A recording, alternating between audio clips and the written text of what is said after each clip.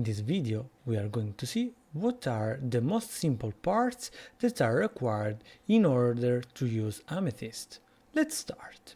Everything starts from a main file like any other application, and the most simple things are the Amethyst logger, the GameDataBuilder, the application with the game state, the game run call, and the return OK.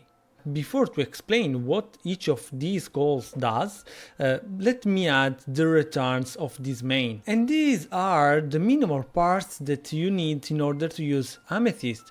And as you can see from the logger, here I have already executed it and it works. But now it's trivial to say that the logger is just a logger. And you can define some levels for each module of Amethyst. That, for example, here we have Randy, that is the render module. Here we have the GameDataBuilder, that despite what the name of this structure says, we are going to construct the dispatcher. If you remember from the previous video, I said that Amethyst has a dispatcher that executes all your systems. Here I am defining my first system, and as you can see, I am using the bundle. The bundle is nothing more, nothing less than a container for multiple systems. Indeed, here I am creating the Windows bundle that basically registers all the systems necessary to manage the window.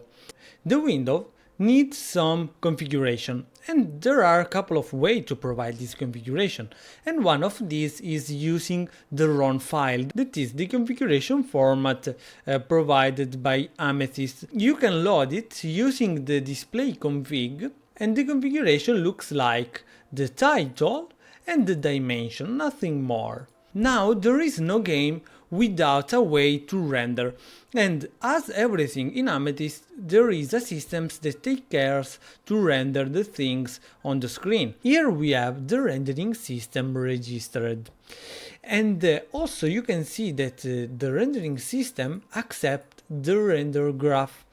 We will discuss about the render graph in another video, so in this moment let's focus on with_thread local function. This function is slightly different from the function with or with bundle, because the with function and the with bundle function register the systems, and these systems are taken by the dispatcher that will organize them in a way that they can be run in parallel. Instead, when you register a system with the thread local function, what happens is that all these systems are executed always after, and most important, they are executed sequentially.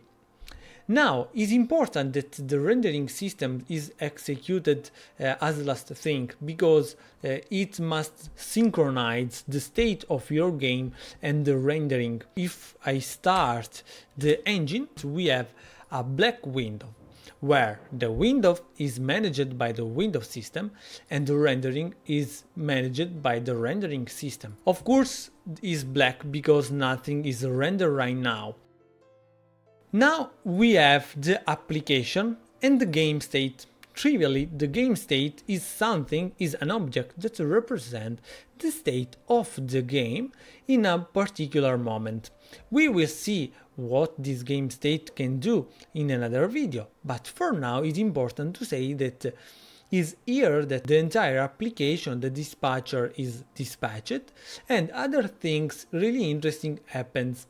So the application is just a wrapper for the game state that provides some functionalities that are common for a lot of game. So really not too much happens inside the application, because everything happens inside the game state. Then we have the function run, that is the function responsible for the starting of the Amethyst running. Indeed, inside this function happens everything, and this function returns only when the signal exit is emitted by someone. When the signal is emitted, this function returns, and then the OK is returned. In the next video, I will show what GameState can do and how to render something on screen.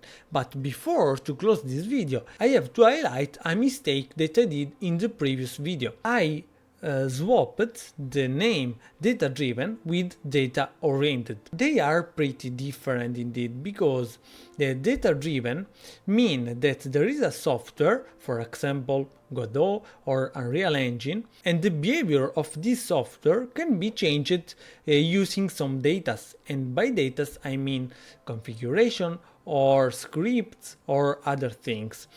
And basically what means that you can control the behavior of a software using the datas.